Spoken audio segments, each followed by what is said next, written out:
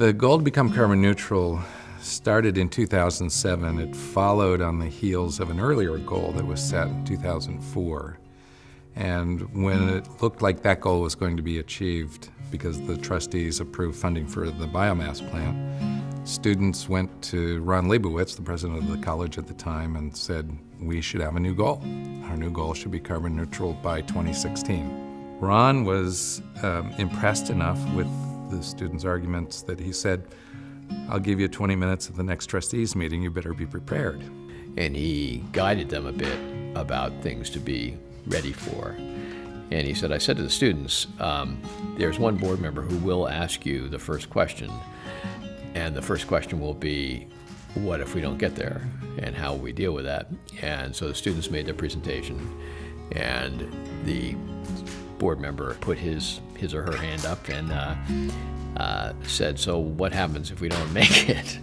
And the student, having had a little bit of guidance, a little bit of anticipation, and Ron mentioned he was really proud of this, said, we actually haven't figured that out yet.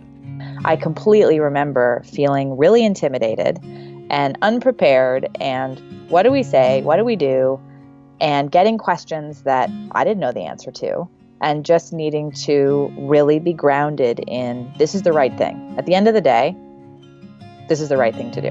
And the mechanics of how it gets done, and the timeline and all these variables that have to be negotiated by people who know the technical details, leave that piece to them. But our role as students was making a moral demand that here is Middlebury, this strong leader in sustainability, and here is a very obvious and concrete step the college can take. And we wanted the college to do it. And I think that's, for student organizers, that is your power. The trustees essentially said, we're interested, but come back to us in February and show us how we're going to do it. There was a deep belief that figuring out a way to get to carbon neutrality was exactly how we wanted to be positioned. But the idea that we didn't quite know how we were going to get there was obviously the hurdle. At that point, they formed a subcommittee of these students and some people from the board and the college who worked on that question and essentially came back and said, look, if we don't do anything more than biomass, we could get to carbon neutrality by buying somebody else's offsets. We don't want to do that, but if we did, here's the risk, and it was about $200,000 a year. The trustees said, well, we could be comfortable with taking that risk, and that's when they adopted the goal to become carbon neutral by 2016. Because we were an early innovator, the learning curve was steep. Because we decided that this at the beginning would be an inclusive and participatory process, that always makes the process longer and more complex.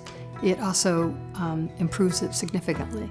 You know, ultimately we got to carbon neutrality through two major steps. One was we switched our fuels primarily to wood chips and biomass to heat and power the campus.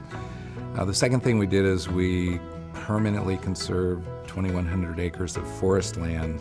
By preserving the breadloaf lands last year, we'll be credited towards our carbon reduction instead of buying carbon credits somewhere else. Along the way, there were dozens of things that we looked at and tried. We had to really spend a lot of time figuring out how to make the biomass plant work well. Today, it works really well. It works better than the manufacturer's specifications for it.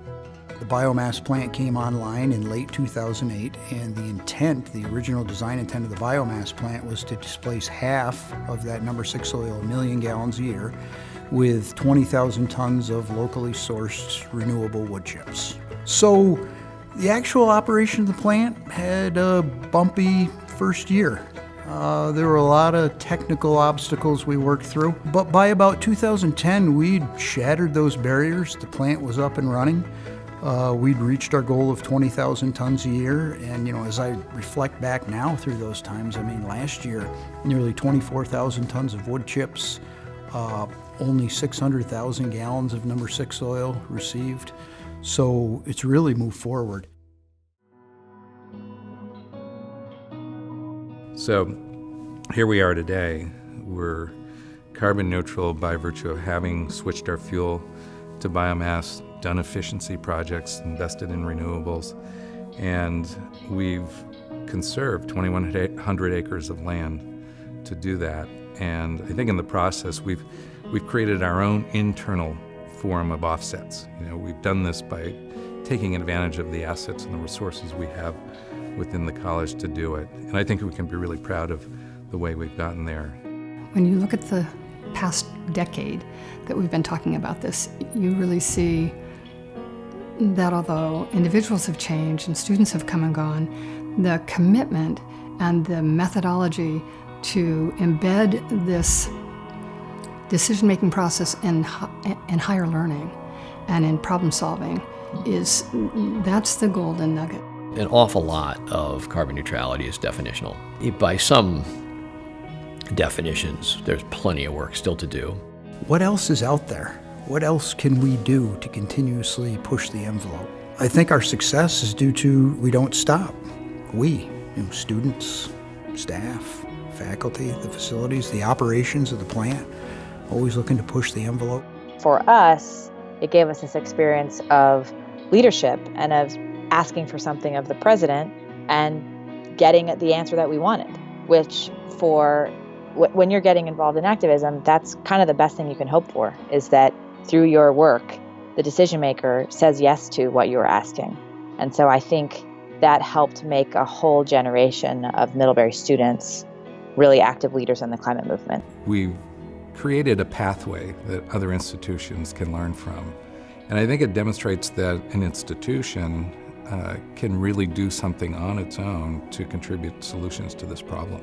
As I've experienced this community, we can do almost anything creatively if we put our mind to it, particularly when it comes to environmental goals and environmental ethics. So I'm delighted that we are, as an institution, now thinking about next steps beyond carbon neutrality, and I want everyone to stay tuned as to what we do for the future. I really believe that carbon neutrality is a continuum that we're on, and it's just part of something more that we're going to be doing, but that it is a place that became catalytic and brought this community together at its very best. While this seems like a milestone and an endpoint, it's not at all. We're probably in the infancy of what Middlebury is going to be doing, and that's even more exciting.